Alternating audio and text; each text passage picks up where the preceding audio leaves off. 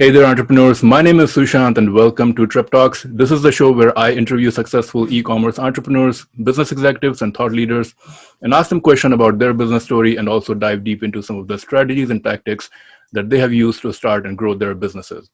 And today I'm really excited to welcome Fran Dunaway and Naomi Gonzalez to the show. Fran and Naomi are the co-founders of Seattle-based gender-neutral underwear and loungewear brand TomboyX, which was launched in 2013. Fran is the CEO and Naomi is the Chief Operating Officer.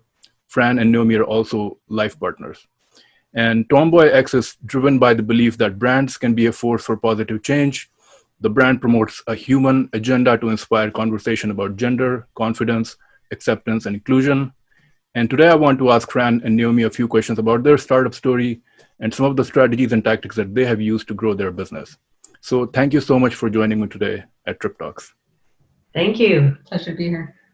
So we'll get right into it. I'm really interested to know about your startup story. I know, Fran, that you had somewhat of a personal need where you were looking for, a certain kind of a shirt, and you were doing research and you were not able to find it, and so you decided, why don't I create a company? So could you please share that your startup story, and how did you know that there's a need for this kind of a company in the market?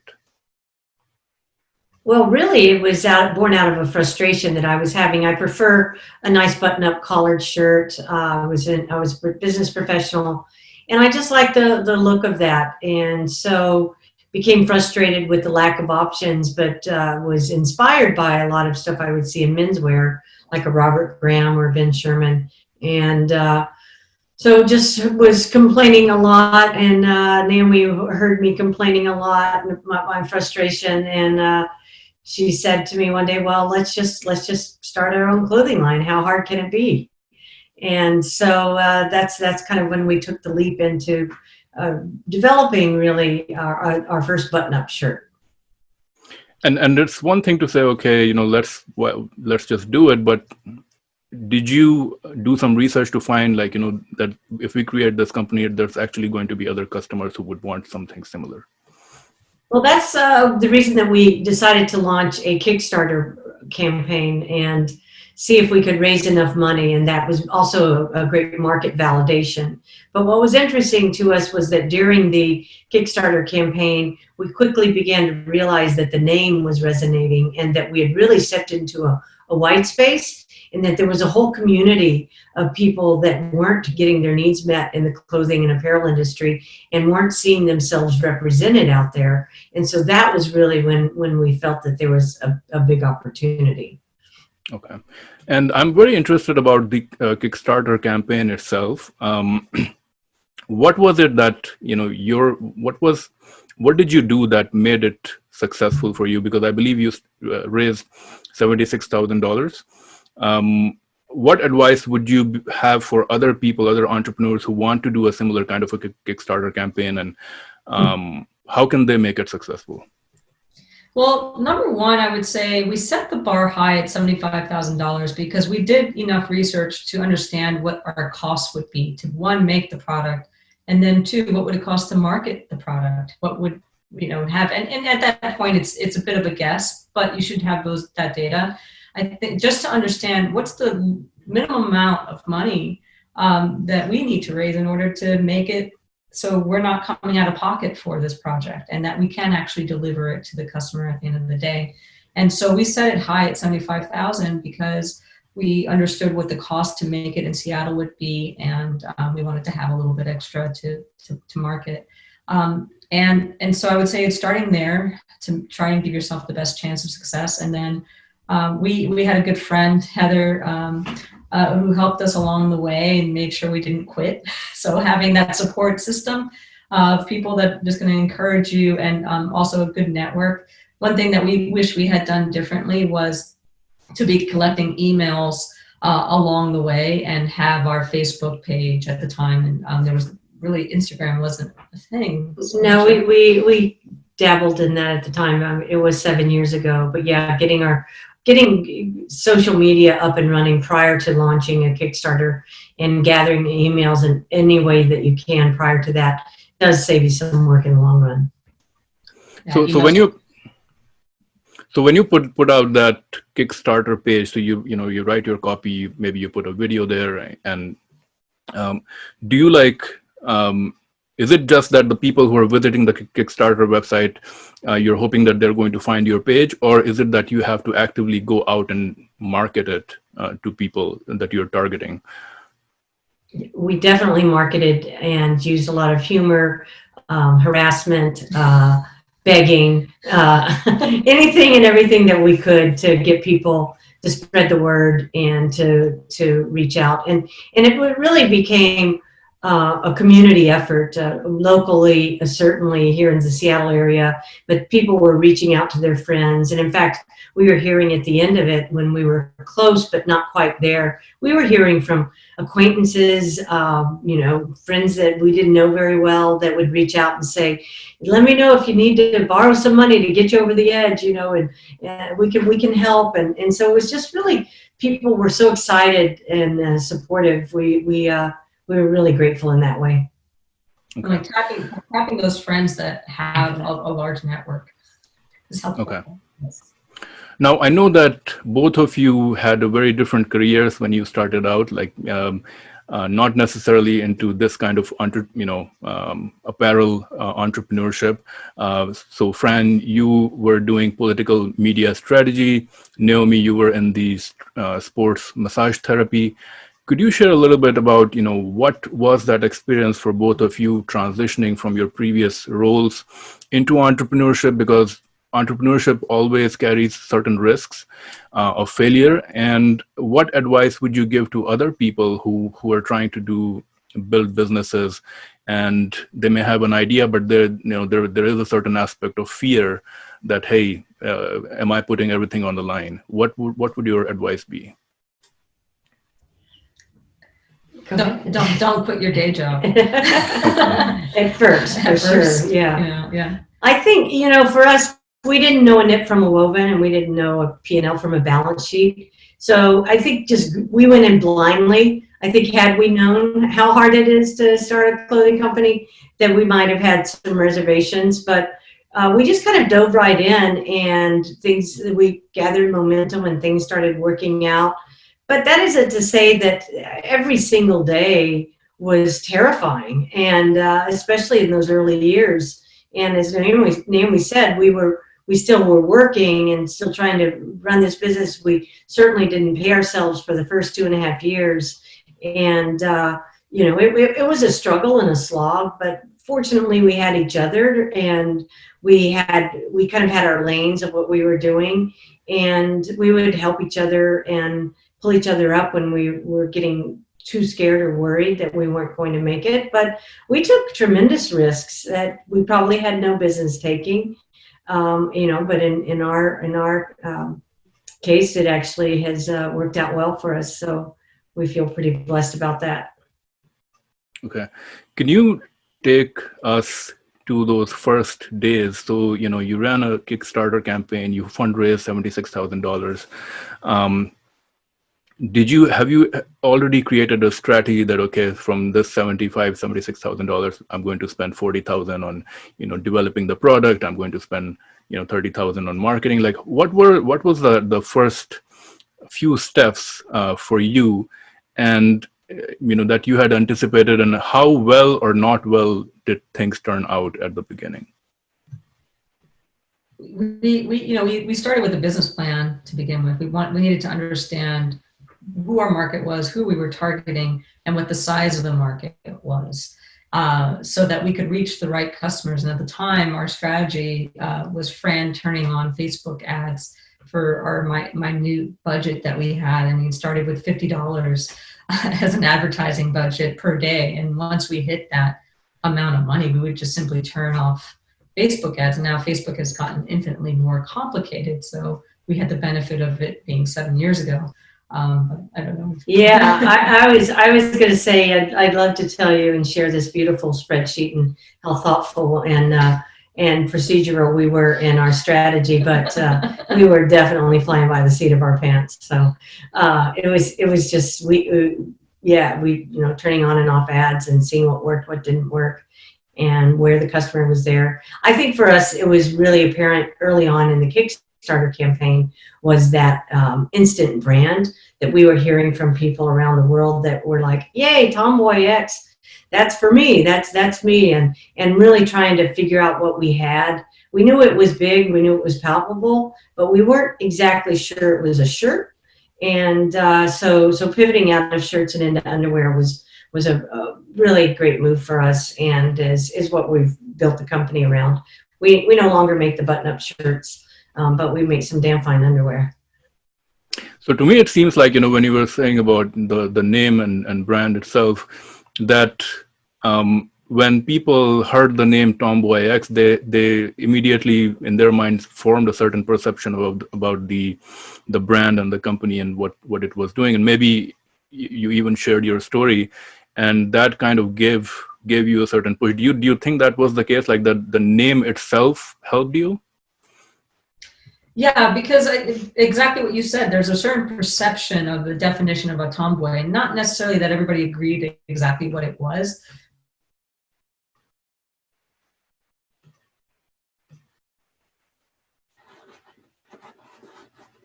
My sister or my cousin was totally a tomboy, so there was some kind of emotional connection that people would immediately have upon hearing the word, and that bred curiosity.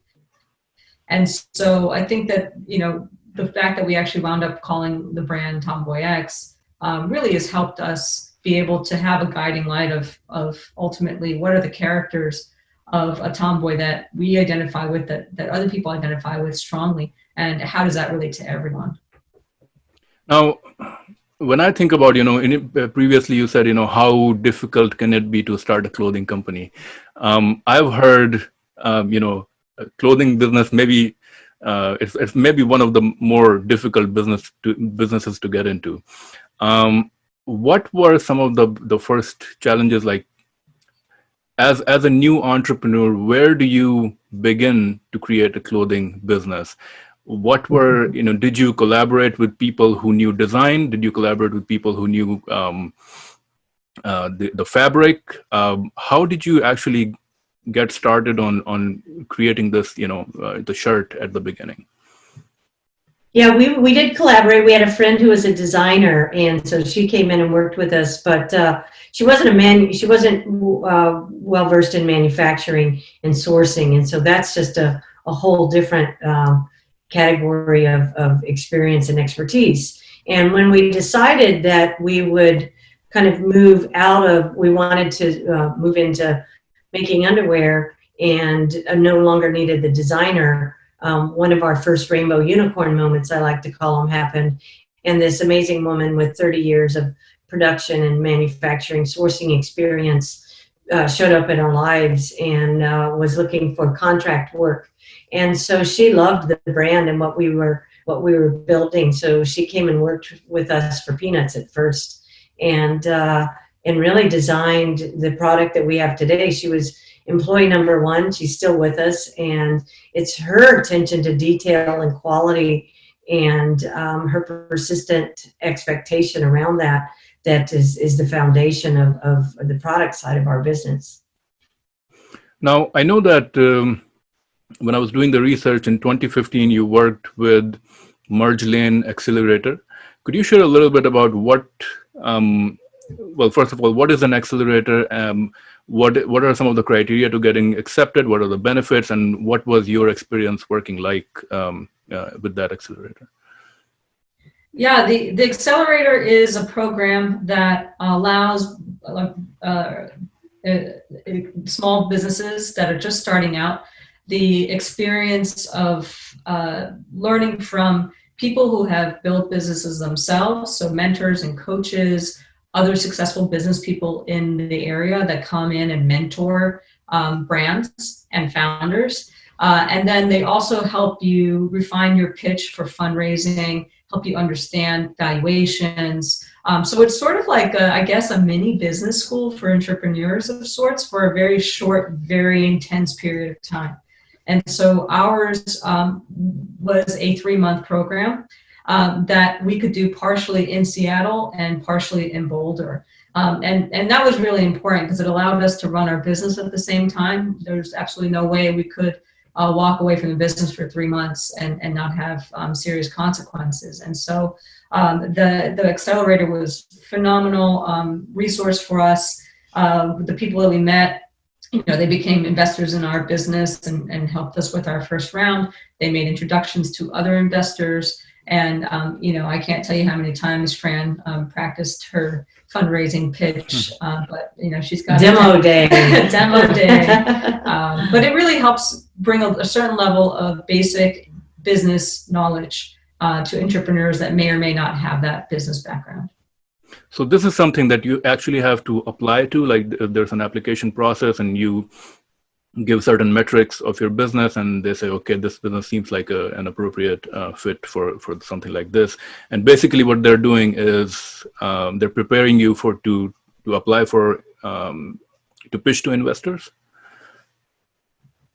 Yeah, in fact, we did apply for this, and Naomi had sent me the link and said, hey, we should apply to this. And I actually had filled out the entire application, but forgot one question, and I got distracted, and I forgot to hit submit. And so the day after the deadline, they reached out to me and said, you're so close, don't you want to apply? And I was like, don't tell Naomi. And so I hit submit, and we got accepted. And yeah, we were one of 8 cohorts. There were 8 companies in our cohort that all had varying degrees of success. Some were brand new, idea phase. Others had been around for years. So it's really all along the spectrum of businesses, which was helpful because you had kind of a mix of experience and expertise. Now, I also read that maybe even part of that accelerator, there was a situation where you got to work with this advertising agency, Crispin Porter Bogoski, and did some branding exercise. So I was very curious to ask you, like, what was that branding exercise and what did you get out of it? Well, it was more than an exercise. It was, we were able to, one of the founders of the Accelerator introduced us to this woman who worked for the CPP group. And we had been looking for someone that we could work with from a marketing angle that could help us kind of bring the brand to life with a marketing voice. And we had coffee with Courtney Loveman over at CPP and immediately knew that we had found the person that could help us. Now, the CPP group is a large, one of the top 5 branding agencies in the world, and they actually had for a small window of opportunity, window of time and opportunity for companies, small companies that were up and coming brands to do a cash equity split for some brand work. So we actually were chosen by them to be part of that program and then spent a good 8-9 months working with them on a complete brand redo, brand book, which is still the foundation of the company. That we use to this day, and it was an incredible experience. And we got thousands and thousands of dollars worth of work from them as a cash equity split. And so otherwise we could never have afforded that kind of agency by any means. So this brand book that they basically gave you like what your brand story should be, what your logo should look like, what your colors should be like. What kind of things does it actually include? They did a tremendous deep dive into the meaning of the word, the meaning of the letter X, what it means in society. A very thorough, I think 200 and some page document that really was a thoughtful look at Tomboy, at the X, at fonts and emotion and archetypes and all of that. And then from that, we worked with them to create a much smaller condensed one that, yes, is very specific to types of logos, what the website will look like, what our color palette is, all of the different things that we continue to pick and choose from, and even in today's and on everything we do today. So it's really that foundational kind of look and feel. And it's also when we pivoted completely out of the shirts and other stuff that we were curating. So we did a relaunch of the website and got rid of anything that we weren't making ourselves. And so they helped think about that strategically as well. Okay. I'm very curious about the pivot that you had to do, or you did, from being a shirt company to becoming a underwear, loungewear company. First of all, how did that come about? And secondly, what is the business impact of this kind of a pivot where, all your business is directed towards creating a certain kind of product, and, and then all of a sudden you say, okay, we have to change everything and we have to create this new product. How do you deal with that? Was that like, I would assume that was another risk for you, was it? Yeah, we in the very beginning, we asked, since we knew nothing about the industry, we basically networked like crazy in the local area and talked to as many other people in the fashion space as we could. And we had the privilege to be able to speak with one of the founders of Tommy Bahama. And one of the things that he said was, look, you've got to find your hero product. You've got to find that one thing that funds essentially the business, that then also allows you to explore and try new things, but that is a core staple to your business. And for them, it was a quarter zip hoodie or a zip up sweater. And so when I was doing customer service at the time, and so I was getting a lot of the feedback of what people wanted. And the thing that I kept hearing over and over again was boxer briefs for women. People were looking for that. And when we did our research and realized that really no one was making boxer briefs for women, the only thing we found was on Nordstrom, type it in and a pair of Spanx came up. And we just knew that wasn't it. And so we went and we worked with Julie to design it and pre-sold it because we couldn't afford to pay for the production. We sold out within 2 weeks, and the product came in, and we were able to pay for it. And the fact that it sold out quickly, we knew that we were onto something. And then we made the next round. We just reinvested all that money back into making more and more production. We couldn't keep it in stock, and for us, that was a real wake-up call, because the reality is, if we were putting other money towards these other things that weren't selling as well, and that took away cash flow from the thing that was selling really well. And so it wound up being like, all right, this is kind of a no-brainer. We should actually just pivot and have this hero product. Maybe underwear is our hero product. And that's how we approached it from then on. It's like, okay, is it underwear? Let's focus on making more colors or prints or things like that. And really going deeper into that thing that was clearly a bit of a home run. And that's how we went through it. And exactly. Focus what we're good at and build on that. And pre-selling it involved basically just creating a product page on your website and saying, this is the product that we want to launch, and it will be launched on a certain date, and you can purchase it right away. Right. Yeah, it was coming 2 weeks later. We were hoping to sell enough to pay for it, and we sold out before it arrived. So it was pretty exciting. Okay.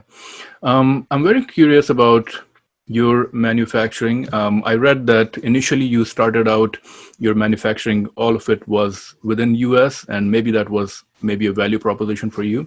But now, if I understand correctly, most of it is in China. What was the decision to do that? What is your experience working with Chinese manufacturers? Currently, I see in the news that there's the US-China relationships are maybe not the best. Do you ever fear that it may impact your business in some way? Yeah, absolutely. We started in the US, and in the shirts, that factory had the capability to make the shirt, but they didn't really have capability or the skill sets of the workers to be able to make the underwear. And so we had to look at other options. And so Julie found a factory owner in Vancouver, BC, which is just a 3-hour drive for us. So it was very easy to go and visit and spend a lot of time with her. And she actually had, as we grew, her factory in Canada could no longer keep up with our volume. And so we had to figure out what are other options for greater, faster scale. And China was a clear decider for us because she had these relationships in China and good factory in China. And so we went over there several times, met with the factory owners, and we still work with this factory to this day. So we've got a very long-term, very, very good, strong relationship with this factory owner and their family and family-run business, and great people. And their values and skill sets are very much aligned with ours, which is make quality, good, functional things with the environment in mind. So all of our fabrics are Ecotech certified, and our values down the supply chain are echoed in how they hire, how they, safety precautions, salary, and those sorts of things.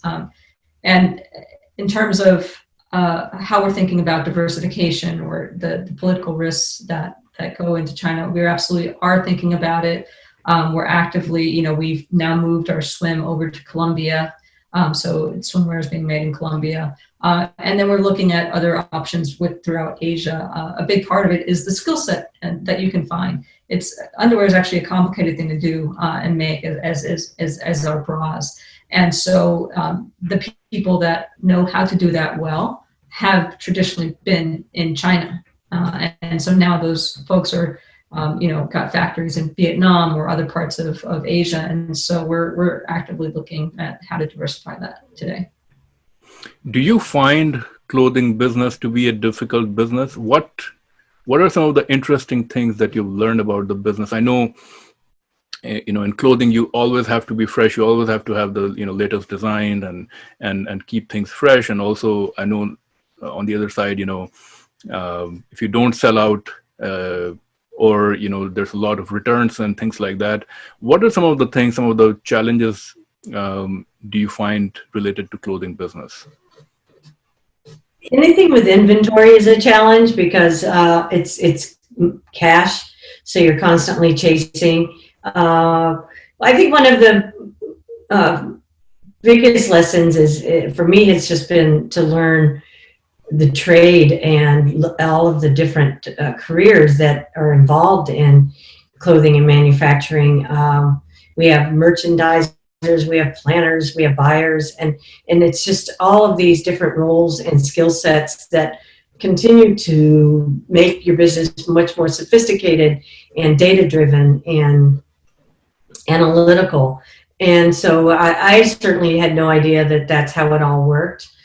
But some other kind of anecdotal things are, you put up a really flashy, fun print and to get them to come to your store, and then they buy black. And so that was always surprising to me, and it has been a surprise to me. And it still works. And there also, you can have too much stuff. You can have too many choices, and then consumers get overwhelmed by too much. And so those are just some anecdotal things that have been fascinating. I don't know about you, Naomi. Yeah, I think I've run the back of the house, the supply chain and logistics and all of that thing. And to me, I was always really surprised with how much goes into sourcing the right fabric and how a fabric actually responds, like how much stretch something has and why that will make it functional versus not. And so more of the basic details of how something actually works is fascinating to me, and the care and the time. I mean, we used to have such a level of impatience. We don't understand why it takes 6 months or 8 months or 9 months to get a product in the door. Fran did video production and I was a sports massage there. We just didn't understand why anything couldn't be done faster. And the reality is, you have to test things, and those, and then it's getting those samples back and forth and iterations, and those all take time. And if you want to do it well, you will take the time that it takes, or we took the time that it takes to make sure that it was the best product that we could actually put out in the marketplace. And so that takes time. And every time we put in a new product and we're innovating, it could be a year. And the analytics part of this is that, you can anticipate based on numbers and previous experience what the demand is going to be for a certain item, and so you don't order too much inventory, or and in terms of supply chain, like you have the right products at the right time? Is that the whole analytics part of it? That's one part for sure. Knowing you're absolutely right. We don't want to sell out too quickly, but or we don't want stuff on the shelves too long, but we also don't want to sell out too quickly. And that's been the case, when you have home runs and it sells very quickly. So this year we're kind of chasing inventory, but trying to be smarter about it next year in terms of what those ratios were. And then tying it to, we have 2 analysts on our team now that are actually tying it to predictions or projections of new customer acquisition versus returning customers and what sells more to those different cohorts. And so it's become extremely sophisticated. It's overwhelming to me, all of the data and analytics that they're referencing and cross-purposing and being really, really smart about how we go. But at the end of the day, order how much we're going to order, how long we want it, keep it on the shelves, and then we have a core product that we don't ever want to run out of. And so it all comes into play because you have set amount of dollars that you can spend, and you have certain margins that you need to hit.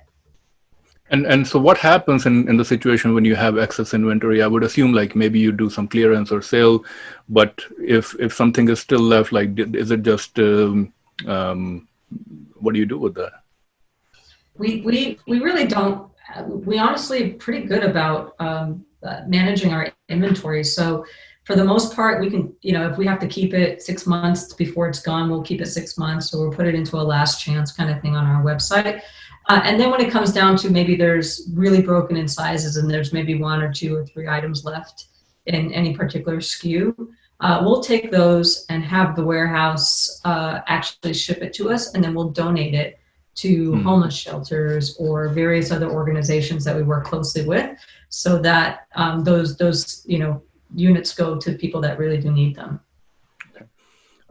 What does your team look like right now? How many people are with you right now, and what proportion of it is people sourcing products versus marketing and things like that? Well, we hired 5 people in the last 10 days, I think. So my numbers might be a little off. I believe we're at 31 employees right now. And the vast majority fall into the marketing and creative team. We've got a customer service team of 4 people. Our production team is 5.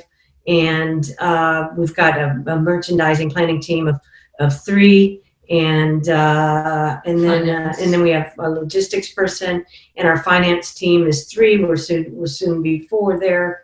But that's really it. We're pretty lean and very specific in our hires, and keeping an eye on our OpEx so that we can grow wisely.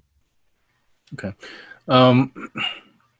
I know that when you pivoted, it was as a result of listening to customers and getting customer feedback. Do you continue to do that? And if yes, what how do you keep the customers engaged, and how do you elicit feedback from them? Yeah, we have, what we found works the most is team collaboration. So teams communicating with each other. So customer service reports in to marketing team on what customers are asking for.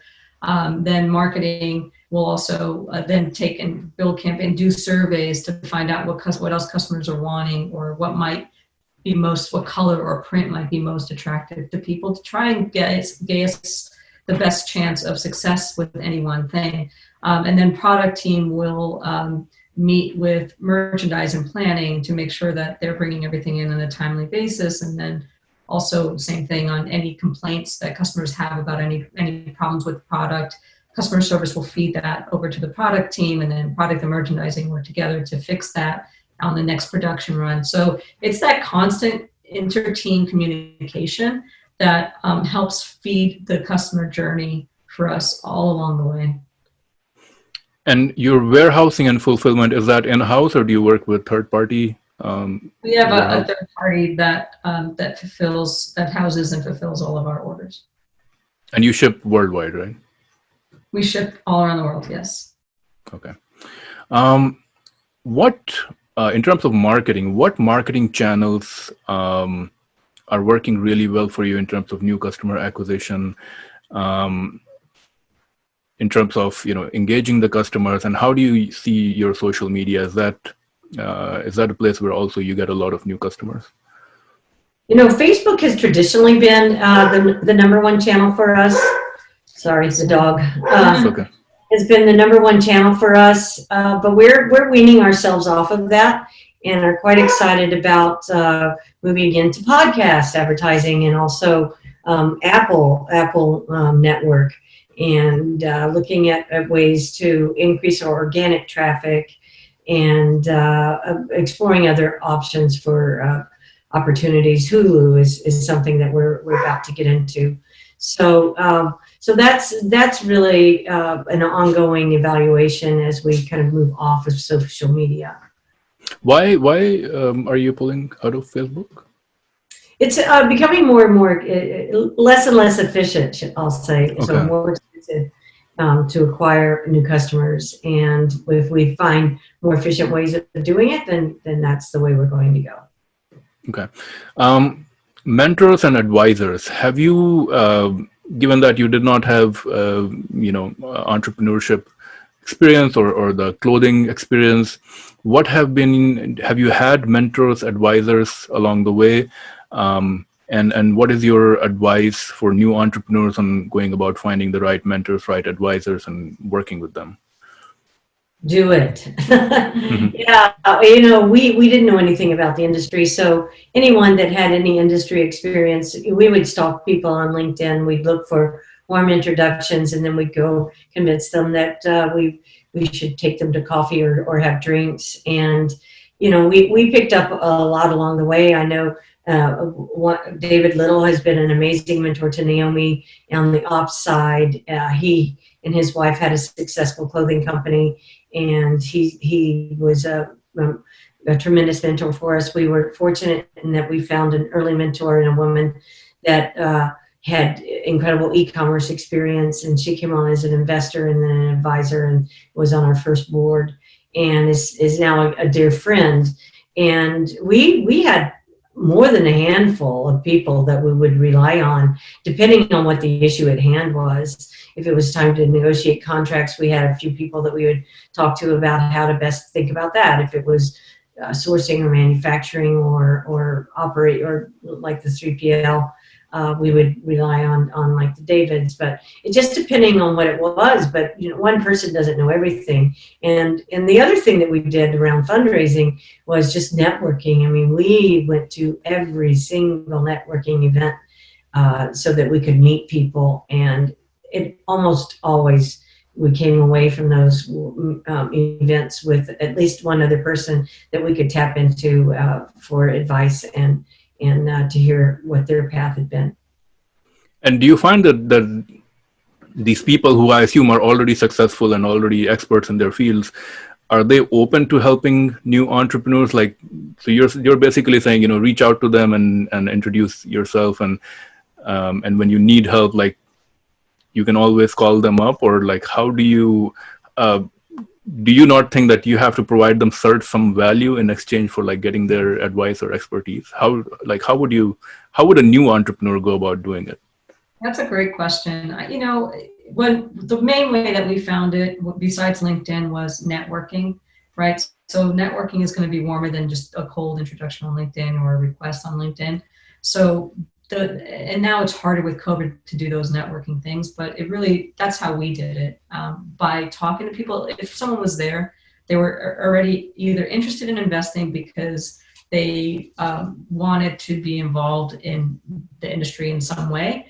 So some of them had experience in the industry and others didn't. But the ones that did, they always want to tell you, they always told us their stories and would always provide some piece of advice or anything like that. And we were always really eager to hear. We wanted to hear what their stories were. What could they provide in terms of expertise? And oftentimes, if they weren't willing to or didn't have the time, they recommend somebody else. Oh, you know what? My friend is the president of this other organization, and they're a great resource out. Let me connect you guys. And so it's sort of like they're like, okay, if you can't, then who else can you introduce me to, sort of thing. Okay.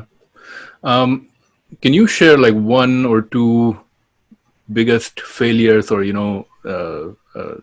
experience while, in your last 7 years of business experience where you thought that you really screwed up, and then maybe what were some of the lessons learned? There was a factory that we were speaking to that when we were in the middle of growing pretty fast, we were expanding within China, and this factory thought that the thing that we were most interested in was the best possible price, where the thing that we were actually really interested in that they couldn't wrap their head around was the best quality work. And we were willing to pay more for that because we know that it takes more effort and training of staff to do that. And we worked with them for a few production runs, and our returns started skyrocketing. Problems with the product falling apart and things like that, things that we absolutely had zero tolerance for. And it was like really kind of going through that and learning what it did to our brand, what it did to the reputation at the time of people's expectation that we were providing with quality underwear that they could wear for years. And we weren't living up to that expectation. So I think, how it falls all the way down through the supply chain was a big lesson for us. I don't know if you want to fire quickly. Yes. Yeah. We gave them too many chances, but it wasn't very long. And look, we are so focused on quality and fit, and most apparel companies see a return exchange rate of upward of 25 to 35%. And ours was, always at 2%. And so, and that's even with a love at first wear guarantee, because we certainly don't want you to try on the underwear and send it back to us. So keep the underwear. We'll give you your money back, and it's still at 2%. And so we have really high quality standards. And I think that was a great lesson for us is if they're not going to put the attention and to detail on it to get where we need very quickly, then it's not worth our while to continue to kind of waste our time. I think we also had a hard lesson in not picking the right third-party logistics partner, and making sure that they are experts in e-commerce and that they've done it before. And so that was painful, and that they've scaled with companies that are scaling. And that was a very painful, horrible lesson to learn. But we're in good shape now, but it was a particularly daunting task. What is next for TomboyX? Where do you see your company in 5 years? We want to be a brand that is here to stay. We really want to make the world a better place by being an inclusive brand that is focused not on telling you how to be cool, but celebrating how cool we think you are. And we think that the time is right for that. We want to further our sustainability efforts. We want to make a bigger impact on the world on a bigger scale. And so I think that we continue to grow. We continue to build awareness. I think where there's a lot of opportunity there for us. But I think we're on to something pretty wonderful, and we're just looking forward to taking it as far as it can go. Perfect. Now we're going to do segment what I call rapid fire round, where I'm going to ask you a few questions and you just have to answer them in 1 or 2 words, or maybe 1 or 2 sentences, and both of you can answer it. Do you have any book recommendations for entrepreneurs? Are you guys book readers? I do see a lot of books in the background. One that we've read recently that was pretty powerful is called The Advantage, and it's really about the importance of clear leadership that is aligned with goals for the entire company, how it affects the entire company, and clarity around goals. And one that we just bought and handed out to our leadership team is called Sprint, and it's about solving big problems and testing new ideas. So this whole idea around innovation of your products and how to think about that in a way that you can test and learn. and that's a good one. We're big fans of Brene Brown and her leadership books. So that's something that we've passed around and actually have hired people to come in and work with our entire team on communication skills and the principles that Brene Brown espouses. Okay. An innovative product or idea in the current e-commerce, retail, or tech landscape that you're excited about? I really like what Rothy's is doing. They are just a sustainable shoe brand. Their sustainability is all the way from their factory supply chain to, you know, the visibility on their brand and the website is excellent. Really love what they're doing. I'm excited about AI and fit and how that technology might kind of change e-commerce. AI and fit. How you fit, so being able to see how product will look on your body. Okay. As leaders, what do you use any productivity tools or productivity tricks that help you be more effective as leaders and business executives? Well, for the team, we use Monday.com to organize tasks and keep everybody accountable to deadlines and metrics. But also Slack has been phenomenal for our company just as an inner communication tool. Yeah. A peer entrepreneur or business person who inspires you? Well, right now I'm listening to the Patagonia story and Yvonne. I mean, I think that's such an empowering and powerful story. I love how his values continue to run how the company operates, and so I'm quite inspired by that. And finally, what is the best business advice that you've ever received or would give to a new entrepreneur? I would say, I see Naomi looking at me. I would say that, you know, especially starting out, temper your excitement for the highs and temper your stay the middle ground so that you don't have so far to go down and climb so far up. So just take everything on an even keel, and slow and steady wins the race. And so you've got to make sure that you can't get overly emotional about things because it can just add to your struggle. So just until the check is in the bank, don't celebrate too hard. And anything from you, Naomi? I would say, you know, making sure you have a good outlet to talk to or some other way to kind of let out some of the intensity of your, sorry, the intensity of being in a startup. It's extremely, it's difficult day in, day out. It's long hours. And so who do you have to talk to that we always say that we couldn't have done it without each other because we misunderstood what the other was going through. But what other entrepreneur friends do you have that you can lean on a bit to help you through the tough times? Yep. Emphasis on the entrepreneur friends.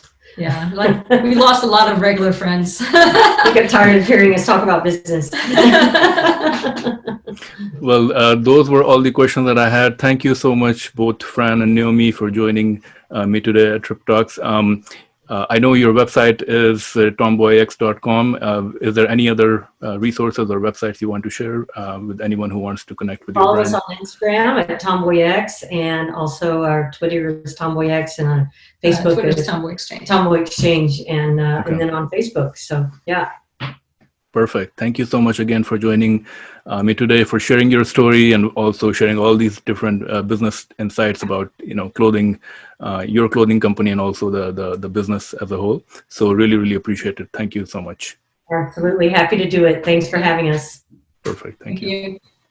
you.